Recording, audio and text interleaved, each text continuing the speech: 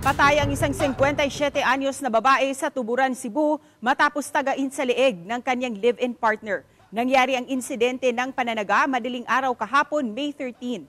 Patay ang babae, samantalang nasa kritikal na kondisyon ang kanilang 33 anyos na anak na pinagbalingan umano ng ama nang subukan niya itong pigilan. Ang pinag-ugatan ng krimen, selos. Ayon sa pulisya, nagselos ang 69 anyos na suspect dahil umano'y may kasintahang bata ang asawa niya.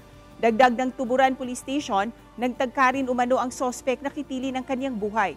Kasalukuyang nagpapagaling ang suspect sa ospital. Inihahanda na rin ng Tuburan Police Station ang kasong murder at frustrated murder laban sa suspect. Nangabubuo kining lalaki sa iyang asawa. Kinalagi ko no'y 19 anyos nga uyab-uyab lagi kuno. Tungod sa iyang pangamubo, naging siya plano nga patyo niya ang iyang asawa.